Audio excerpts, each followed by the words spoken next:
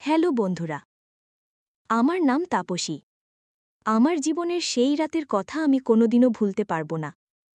যেদিন আমি একা নিজের বিছানায় শুয়েছিলাম, হঠাৎ আমার অনূর্ধ্ব মামা আমার ঘরে প্রবেশ করে আমার গায়ের চাদরটা সরিয়ে আমার কানের কাছে মুখ এনে ফিসফিস করে বলেছিল, তোকে আজ নতুন এক খেলা শেখাবো ভাগ্নি।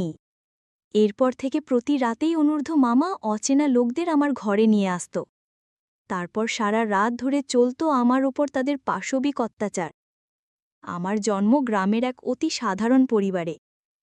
লেখাপড়া শেখার সুযোগ আমার হয়নি, তাই আমি একজন অশিক্ষিত গরিব মেয়ে হিসেবেই বড় হয়েছিলাম।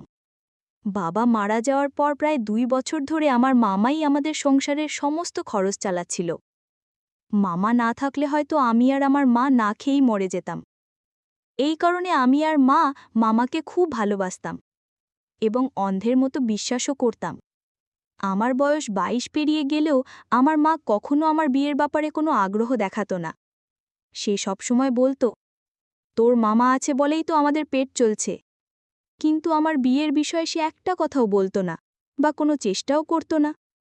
বাবা মারা যাবার ২ বছর পর একদিন অনূর্ধ্ব মামা আমাদের বাড়িতে এসে মাকে বলল যে আমার জন্য একটা দারুণ খুশির খবর আছে। মামা নাকি দিল্লি শহরে আমার জন্য একটা ভালো চাকরির ব্যবস্থা করেছে। এই কথা শুনে আমার মা তো আনন্দে আত্মহারা, কিন্তু আমি ভেতরে ভেতরে খুব ভয় পেয়ে গিয়েছিলাম। আমি গ্রামের এক সাধারণ মেয়ে, কোনোদিন শহরের মুখ দেখিনি। শহরের পরিবেশ কেমন, সেখানকার মানুষজন কেমন, এসব নিয়ে আমার কোনো ধারণাই ছিল না। আমি মামাকে জিজ্ঞাসা করেছিলাম, মামা, আমি শহরে গিয়ে কি কাজ করব? তুমি আমার জন্য এমন কি চাকরির ব্যবস্থা করেছ যে তুমি এত খুশি? আমি তো সামান্য সেলাইয়ের কাজও জানি না। মামা আমার কাঁধে হাত রেখে বলেছিল, আরে বোকা মেয়ে, তুই এত চিন্তা করছিস কেন? নিজের মামার ওপর ভরসা রাখ।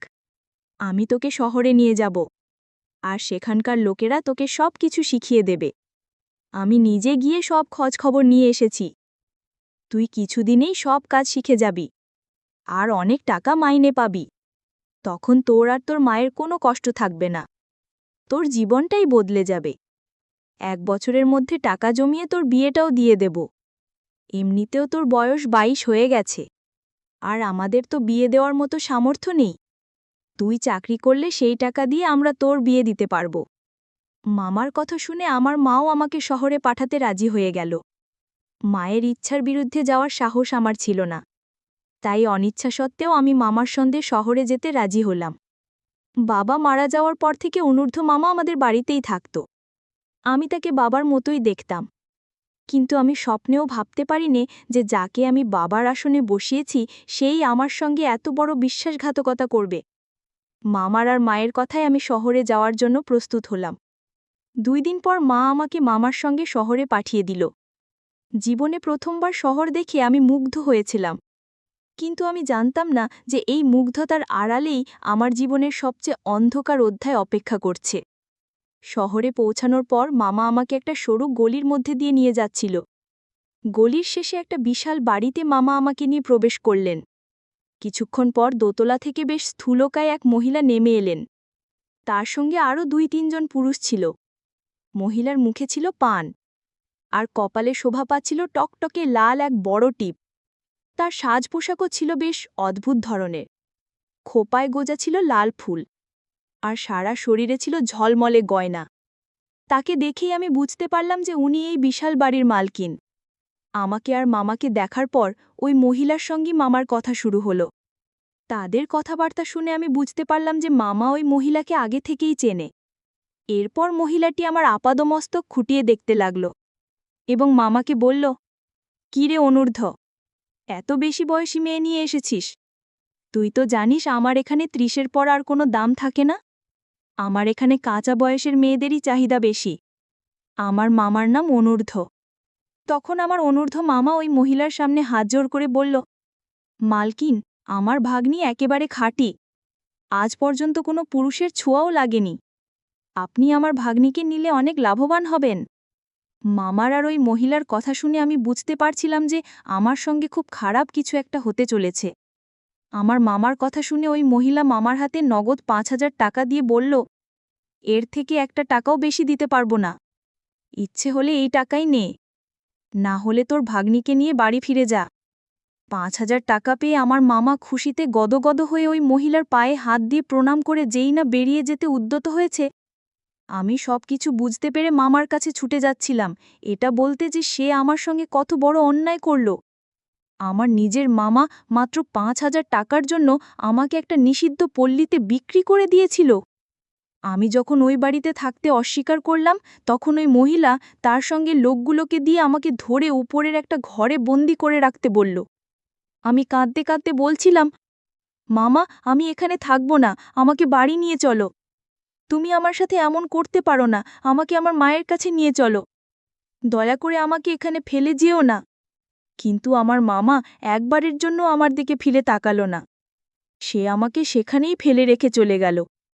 ওই মহিলা আমাকে একটা ঘরে বন্দি করে রাখলে আমি বাড়ি ফেরার জন্য ছটপট করতে লাগলাম। আমি ভয়ে চিৎকার করে কাঁদতে শুরু করেছিলাম। আমি স্বপ্নেও ভাবতে পারিনি যে আমার নিজের মামা আমাকে শহরে আনার নাম করে একটা নিষিদ্ধ পল্লীতে বিক্রি করে দেবে। সারাদিন আমাকে ওই ঘরে বন্দি করে রাখা হলো। সন্ধ্যের পর ওই মহিলা, যাকে ওই বাড়ির সবাই মালকিন বলে ডাকত, আমার ঘরে ঢুকল। আমি তাকে দেখা মাত্রই কান্নায় ভেঙে পড়ে তার পায়ে ধরে বললাম, মালকিন, আমাকে এখান থেকে বাড়ি যেতে দিন, আমি এসব কাজ করতে পারবো না। মালকিন আমাকে সজোরে ধাক্কা দিয়ে বলল, বেশি নাটক করবি না, একটু পরেই খদ্দের আসবে, নিধি তোকে সুন্দর করে সাজিয়ে দেবে, ভালোভাবে তৈরি হয়ে থাকবি, আর আমার খদ্দেরকে খুশি করবি, এর বিনিময়ে তুই অনেক টাকা পাবি। তোকে তো আমি আর ফ্রিতে কাজ করাবো না, তাই কান্নাকাটি বন্ধ কর। আর একটা কথা মনে রাখিস, এখান থেকে আজ পর্যন্ত কোনো মেয়ে পালাতে পারেনি, তুইও পালানোর চেষ্টা করবি না, করলে ফল খুব খারাপ হবে। সেই দিন থেকেই আমার জীবনটা পুরোপুরি বদলে গেল। যা আমি কোনোদিনও কল্পনাও করিনি তাই আমার সঙ্গে ঘটল। সেই দিন রাতে আমার রুমে ৫০ বছর বয়সী এক লোক আমার উপর জোর করে ওইসব করেছিল। লোকটা যখন আমার ঘরে প্রবেশ করেছিল, তখন আমি তার সামনে হাত জোর করে অনেক অনুনয় বিনয় করেছিলাম, কিন্তু সে আমার কোনো কথা শোনেনি। সেই রাতের পর থেকে আমি অনেকবার ওই নিষিদ্ধ পল্লী থেকে পালানোর চেষ্টা করেছি, কিন্তু পারিনি। ঘরগুলোতে একটাও জানালা ছিল না।